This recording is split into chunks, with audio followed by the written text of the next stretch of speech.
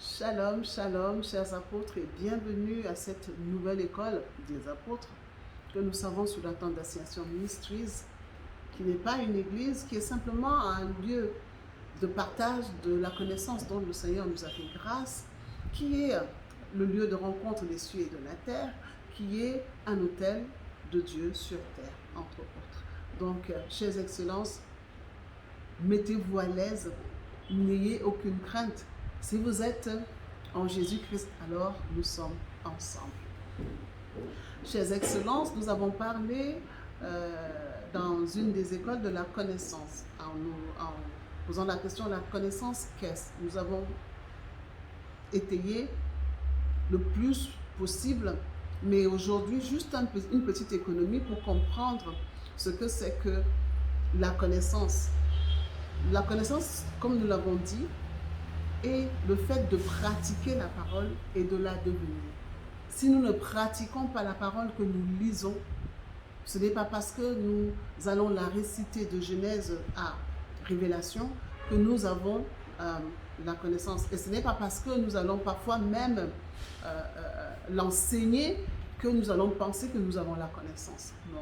La connaissance nous demande de nous transformer. La connaissance nous demande d'évoluer. La connaissance nous demande de nous transformer. Si nous ne nous transformons pas, si nous n'évoluons pas, s'il y a des décisions que nous avons prises il y a 1 an, 2 ans, 3 ans, 5 ans, 15 ans, 20 ans, 30 ans, s'il y a des façons de faire que nous avons depuis des années, sachons-le, nous ne sommes plus dans la connaissance. Nous sommes simplement arrimés à un rituel.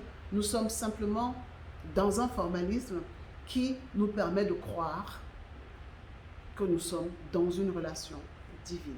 Alors, chers excellences, nous devons toujours évoluer encore et encore parce que c'est ce que nous demande la loi d'évolution. Elle nous inscrit à des transformations perpétuelles. Ça veut dire que jusqu'au dernier souffle de notre vie, nous ne finirons jamais, au grand jamais, d'apprendre, de nous transformer et de nous rapprocher de notre Créateur. Nous allons donc expliquer cette loi de transformation par Luc 8, à partir du verset 11. Parce que le verset précédent, c'est Jésus qui parle de la parabole du semeur. Je ne vais pas m'étayer dessus parce que cela vous amènera aussi à aller lire si vous n'avez pas encore lu. Mais nous allons simplement partager avec vous ce que le Seigneur nous a donné comme révélation en lisant cette parabole. Alors, dans le premier niveau, la parole qui est la semence qui est la parole de Dieu, donc la parole de Dieu est la semence, tombe le long du chemin et elle est foulée aux pieds et les oiseaux du ciel la mangent. Cette parole qui tombe le long du chemin et les oiseaux la mangent, c'est simplement ces chrétiens-là, ces enfants de Dieu qui se disent enfants de Dieu, mais qui n'ont pas résolument tourné le dos au péché. C'est le premier niveau de formation et donc de transformation. Si nous n'acceptons pas que nous avons besoin, en tant que chrétiens, de tourner le dos au péché, de fuir le péché, eh bien, nous nous comportons exactement comme cette parole qui tombe le long du chemin et les oiseaux du ciel la mangent, tout simplement. Rien ne reste. Et ce n'est pas de la responsabilité de quiconque, c'est notre seule responsabilité. Et donc, si nous ne fuyons pas le péché, nous demeurons dans l'ignorance, quoi que nous fassions. Quoi que nous fassions devant les gens, parce que souvent on pense que lorsqu'on aura un certain comportement devant les gens, cela va nous sauver. Non. Le Seigneur traite avec nos cœurs. C'est lui qui sonde les reins et les cœurs. Donc il n'y a rien qu'on puisse lui cacher. Donc nous avons intérêt donc, en tant que chrétiens de fuir le péché. Nous pouvons commencer par les commandements, la loi, simplement. Ensuite, nous avons aussi les œuvres de la chair dans Galates 5, à partir du verset 19 au 20. Nous avons aussi les 7 choses que Dieu hait. Donc, ça peut être un bon point de départ pour tourner le dos au péché. Et donc, si nous n'arrivons pas à le faire, s'il y a quelque chose qui nous tient toujours captifs de quelque façon que ce soit, le moment est arrivé de décider. Parce que le Seigneur n'attend que notre volonté pour nous secourir par le Saint-Esprit. Donc, quel que soit, chères excellences, chers ambassadeurs, ce qui vous embête, votre talon d'Achille, sachez que rien n'est impossible au Seigneur. Il est capable de tout, c'est le Dieu omnipotent. Il est capable de tout. Il faut simplement lui faire confiance. Quel que soit le problème auquel vous faites face. Pour certains, ça peut être de la masturbation. Pour d'autres, ça va être le vol, le mensonge, l'adultère, etc., etc. Si vous arrivez de pleurer sur vous-même pour quelque problème que ce soit, sachez-le qu'à partir d'aujourd'hui, par la grâce de Dieu, c'est passé. Il est capable de vous aider, à vous de lui faire confiance. Le deuxième niveau, c'est la semence qui tombe sur le roc. Qui tombe sur le roc, mais elle se lève quand même. Elle croît un peu et elle sèche parce que elle n'a pas d'humidité. Ce deuxième niveau, en fait, certains chrétiens y sont. C'est-à-dire qu'ils ont commencé effectivement à recevoir la semence, mais ils sont bloqués par des forteresses. C'est-à-dire qu'il y a des choses qui les empêchent véritablement de continuer leur processus de transformation. Ça peut être la mémoire qui a été véhiculée depuis des siècles. Ça peut être une façon de faire. En fait, qu'est-ce que c'est que la forteresse? C'est toutes ces façons de faire que nous avons qui ne sont pas dans la volonté de Dieu. Il y a des gens, quand vous allez leur dire que voici ce que Dieu dit ou pense, il va demander, mais ce n'est pas dans la Bible. La Bible, parce que pour lui, la Bible est le seul canal par lequel Dieu parle. C'est limité et limitatif. Comprendre que Dieu parle tantôt d'une façon, tantôt d'une autre, si nous ne le comprenons pas, parfois, un enfant peut dire quelque chose ou quelqu'un qui est au téléphone en train d'expliquer quelque chose, vous arrivez à capter cette chose-là et à comprendre que Dieu est en train de vous dire quelque chose. Parce qu'effectivement, c'est la mise en application du Dieu qui parle tantôt d'une façon, tantôt d'une autre. Donc comprendre que ce n'est pas toujours comme nous pensons. Et je vous le dis toujours, encore et encore, je ne cesserai jamais de vous le dire. Chaque fois, chères excellences, que vous entendrez quelque chose qui va vous choquer, qui va vous bousculer, qui ne va pas répondre à ce que vous pensez savoir, ne rejetez pas, ne rejetez pas. Nous avons aujourd'hui le détecteur de menteurs et de mensonges, le Saint-Esprit. Retournez dans votre intimité et demandez au Saint-Esprit ce qui en est. Il en est de même pour moi-même.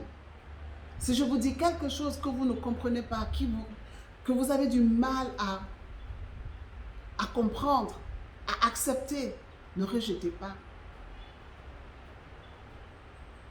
Retournez dans votre intimité avec le détecteur de mensonges et des menteurs pour savoir réellement ce qui en est. Parce que c'est souvent dans ce qui nous bouscule, dans ce qui nous gêne, dans ce qui nous fait mal, dans ce qui nous demande de changer, effectivement, que nous aurons des réticences. Parce que la chair doit mourir, tout simplement. Comprenons que la semence qui tombe, qui commence à croître, qui évolue. Mais à un moment, c'est comme si il y a quelque chose qui ne bougeait plus. Il y a certainement beaucoup de choses qui nous limitent et ne nous permettent plus d'avancer. Nous avons des modes opératoires, nous avons des pensées, nous avons des façons de faire sur lesquelles nous nous cramponnons. Nous ne voulons pas les lâcher et malheureusement, on ne peut pas aussi avancer lorsqu'on se comporte comme ça parce qu'on tue le Saint-Esprit qui veut nous dire quelque chose. On tue le Saint-Esprit, on le tait. Et cela n'est pas productif du tout. Cela n'est pas productif. Alors, le troisième niveau, c'est la semence qui tombe sur les épines. Les épines croissent avec elle, mais finissent par l'étouffer. Les épines finissent par étouffer la semence qui a germé. Ce niveau, en fait, c'est le niveau où c'est l'héritage générationnel qui entre dans la danse, qui parle. Parce qu'on peut, dans la grâce de Dieu, avoir la parole, recevoir la parole, commencer à grandir avec, commencer même à voir certaines manifestations. Et puis, il y a des choses qui s'écroulent petit à petit. On ne comprend pas. Mais c'est qu'en fait, il y a un héritage qui nous réclame. Il y a ce que nos ancêtres ont fait qui crie contre nous. Qu'on le veuille ou pas, qu'on le sache ou pas. Donc, savoir que nous avons notre responsabilité est de fuir le péché, d'accepter d'apprendre, de désapprendre et de réapprendre, afin que les forteresses que nous avons élevées dans nos vies, les faux raisonnements que nous avons édifiés puissent effectivement tomber. Et lorsque nous allons avancer dans la dynamique de faire tomber les forteresses, l'héritage générationnel aussi tombera. Parce que ce sont les trois niveaux de lien qui nous maintiennent souvent captifs. Ce qui est souvent bien lorsque nous faisons nous acceptons ce sang qui a coulé et que nous avançons véritablement dans notre processus, c'est que nous avons fait montre de la volonté à suivre le Seigneur. Mais si nous n'acceptons même pas de fuir le péché, il sera difficile pour que nous puissions avancer dans la grâce de Dieu. Donc, lorsque nous faisons montre de cette volonté, effectivement, le Seigneur viendra nous aider par le Saint-Esprit. Et ce Saint-Esprit va nous donner la connaissance nécessaire pour avancer. Quelle attitude adopter dans telle ou telle circonstance? Que faire? Etc. etc. La connaissance, effectivement, celle que nous devenons parce que nous restons soumis et obéissants aux voies du Seigneur. Donc, il est important de comprendre que nous avons besoin de fuir le péché, de faire tomber nos forteresses et que l'héritage générationnel tombe. Et puis, il y a l'autre niveau, c'est l'idéal. La semence qui tombe sur la bonne terre, c'est-à-dire que c'est celle qui accepte les choix du semeur. Parce que cette semence sait que tout ce que le semeur fera, c'est pour son bien. Donc, accepter les voies du Seigneur et effectivement, cette semence va donner du fruit au centuple. Alors, chers excellences, comprenons que même si on ne le savait pas aujourd'hui, nous avons la grâce de savoir que Nous sommes dans l'obligation de grandir spirituellement. Nous sommes dans l'obligation de changer. Nous sommes dans l'obligation d'évoluer spirituellement. Si nous n'évoluons pas, eh bien, nous régressons.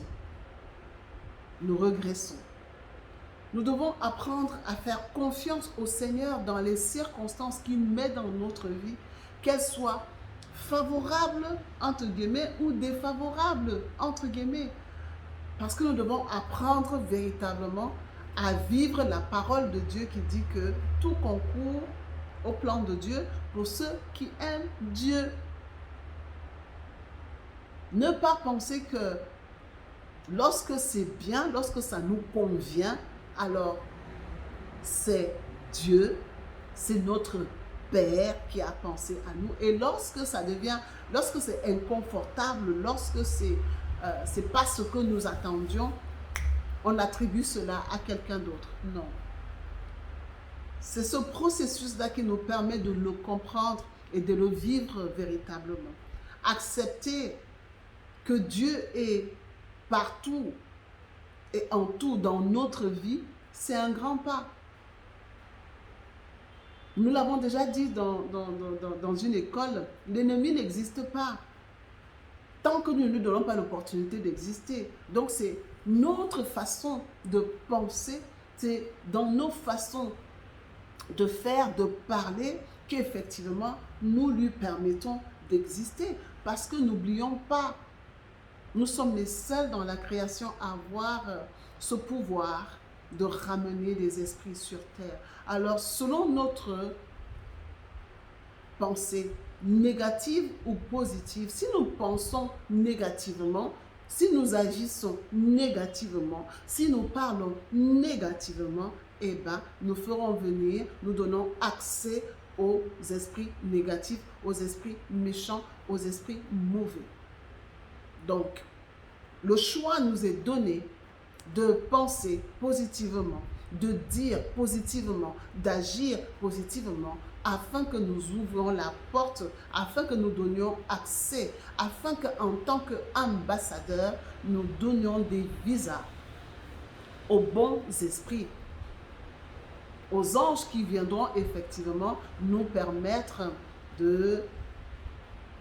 d'avancer plus sereinement, de nous aider dans notre processus. Donc, vous voyez très bien que si vous pensez bien, il n'y aura que de bonnes choses. Mais si vous pensez mal, et c'est parce que nous pensons plus mal que bien qu'on va faire le constat que, mais oui, vraiment, le monde appartient au S ou au D. On ne peut que le constater. Alors, chrétiens, il semblerait que nous sommes plus de 2 milliards 800 millions. Impactons donc le monde dans notre façon de penser, dans notre façon de parler, dans notre façon d'agir, mais pas selon les hommes, selon Dieu. Cherchons à agir selon Dieu, parce que ce n'est pas parce que nous faisons selon les hommes que cela est important ou alors compte véritablement. J'ai un petit témoignage à partager. C'est de façon simple, la parole nous demande de venir en aide à des gens qui sont dans le besoin. Et il m'est arrivé d'être en face de quelqu'un qui était dans le besoin. Et comme je ne fais rien sans demander à mon Père, je dis, ok Seigneur, qu'est-ce que je fais pour la personne? Je lui donne quoi? Le Seigneur me dit, tu ne lui donnes rien. Je dis, mais elle est dans le besoin. Il me dit, oui, mais dis-lui qu'elle me doit. Je dis à la personne que voici ce que le Seigneur me demande de te dire. Tu lui dois quelque chose. Et la personne a effectivement reconnu que elle a utilisé la dîme du Seigneur. Donc vous voyez que dans la volonté de Dieu, parfois, on ne va pas faire ce qui peut faire plaisir à l'homme. C'est cela qu'on doit rechercher. Ce n'est pas ce qui fait plaisir à l'homme qui est important, c'est ce qui fait plaisir à Dieu, c'est ce que Dieu demande qui est important pour nous, c'est ce que nous devons véritablement rechercher.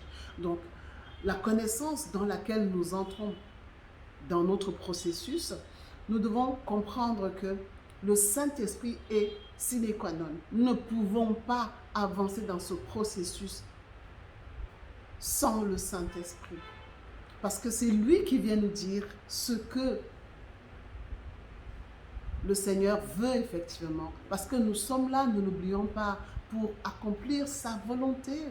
C'est la volonté du Père que nous sommes venus accomplir sur terre. Et donc pour la connaître, il n'y a que le Saint-Esprit qui peut nous donner, qui peut nous la donner. Voilà. Donc comprenons qu'il est vraiment important d'avancer et de nous aligner à la volonté de Dieu. Et c'est parce que nous allons nous aligner à la volonté de Dieu que nous allons mieux comprendre certaines choses. Nous allons mieux comprendre que derrière un homme, c'est plutôt un esprit. Le chemin de transformation nous l'apprendra. Derrière un homme, c'est un esprit. Derrière un homme qui nous persécute, c'est un esprit qui nous persécute. Derrière un homme qui nous fait du bien, c'est un esprit qui nous fait du bien. C'est pour cela que Paul va nous dire que nous n'avons pas à lutter contre la chair et le sang, mais contre les dominations, les autorités, les princes des ténèbres de ce monde et les esprits méchants dans les lieux célestes. Cela va nous ramener indéniablement à comprendre que nous avons effectivement besoin d'avancer. Si nous sommes toujours là à penser que c'est l'autre qui me veut du mal, c'est l'autre qui attente à ma vie, c'est qu'on a encore des choses à apprendre. Ça veut dire simplement que c'est nous le problème. Le processus de transformation par la connaissance nous amènera à mieux vivre et à comprendre que lorsque par la grâce de Dieu, je dis que l'ennemi n'existe pas tant que nous ne donnons pas l'opportunité d'exister, eh bien c'est vrai, il n'existe pas. Si nous avons un ennemi, c'est nous-mêmes.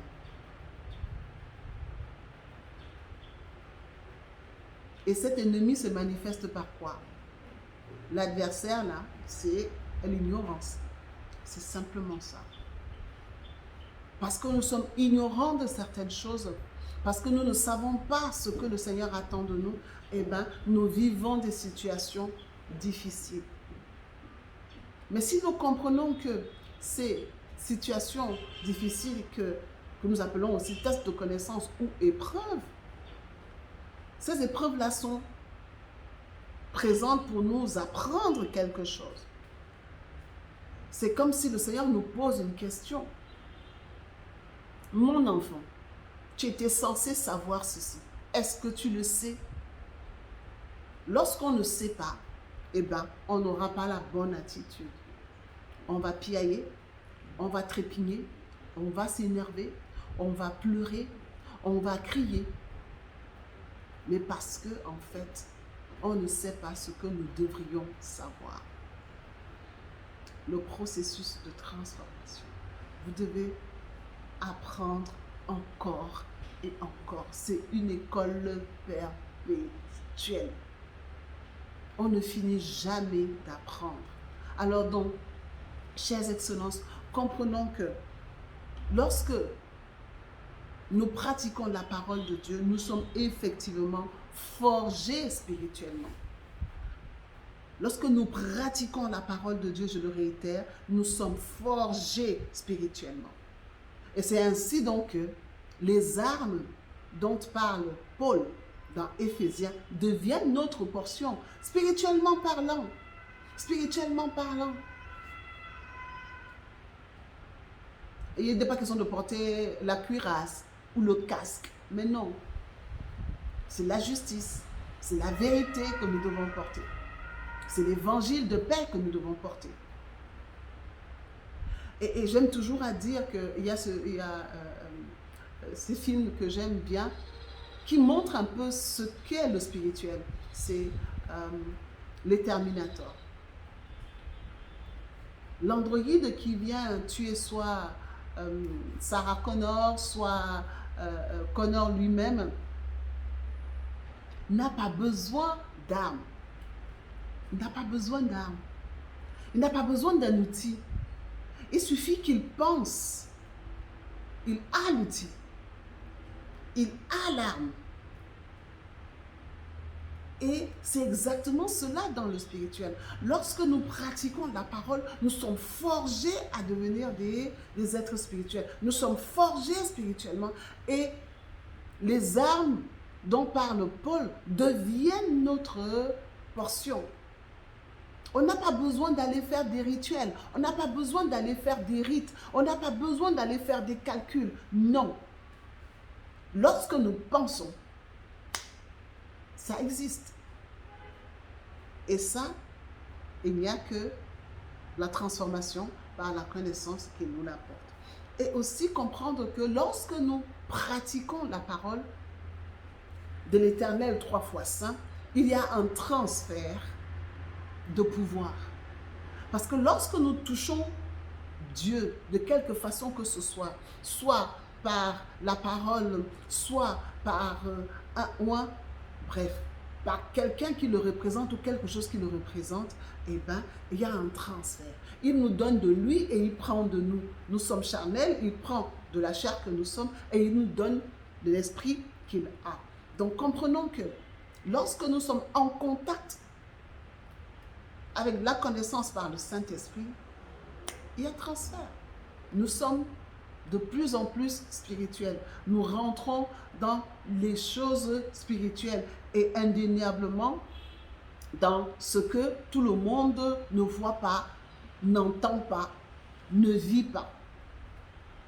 Et ça, c'est vraiment quelque chose de puissant, de véridique dans la marche avec Dieu par Jésus-Christ. Donc, le pouvoir qui nous est donné dans notre processus de transformation, c'est qu'effectivement, nous passons simplement d'un homme que nous pouvions être sur terre à un homme esprit, à un homme Dieu.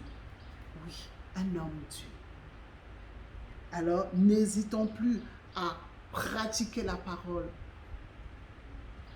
Pratiquons-la de plus en plus et de mieux en mieux, surtout que nous allons véritablement nous rapprocher de celui qui nous a créés. Et ce n'est qu'ainsi que nous allons recevoir de lui, de son pouvoir, de sa puissance, de son autorité, etc., etc. Chers excellences, la pratique de la parole de Dieu nous inscrit indéniablement dans un processus d'évolution, dans un processus de transformation sans lequel nous ne pouvons véritablement pas vivre les choses spirituelles divines. Parce que ce n'est pas tout ce qui est spirituel qui est divin. Ce n'est pas tout ce qui est spirituel qui est divin.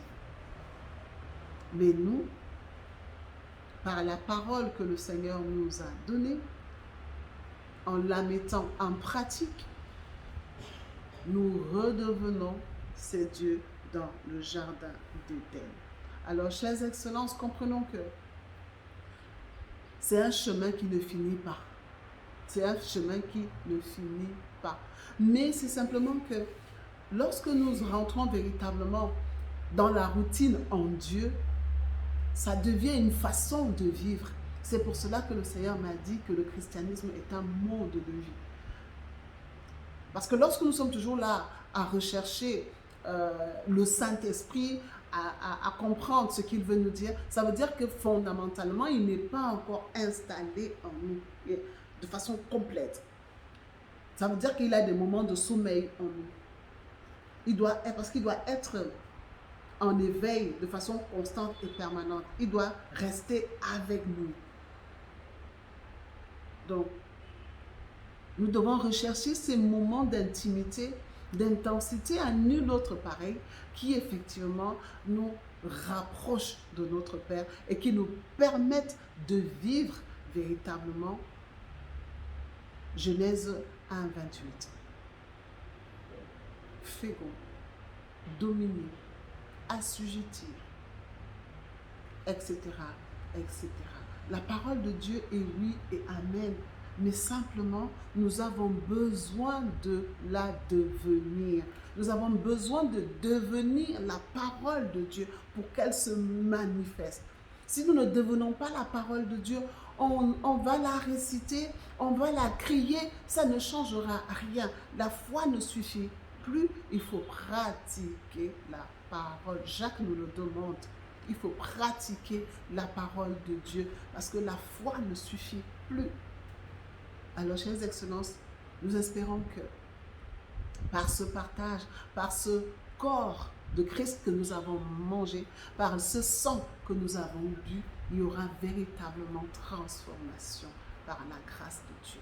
Parce que je ne suis que moi, apôtre Néma, selon Dieu et non les hommes, mis à part pour restaurer son autel par la connaissance et le Saint-Esprit, et exerçant dans le gouvernement de Dieu. Donc je crois fermement que si vous mettez en pratique ce qui vous est donné dans chaque école des apôtres, chères excellences, je sais et je crois que vous allez avancer. Je sais et je crois que vous allez vivre des choses particulières parce que ce que je vous donne, c'est ce que mon Père qui est dans les cieux m'a donné, tout simplement. Et sa parole est oui et amen. Et que cette parole qui est oui et amen soit votre portion parce que vous allez la devenir. N'oubliez pas de partager. Shalom.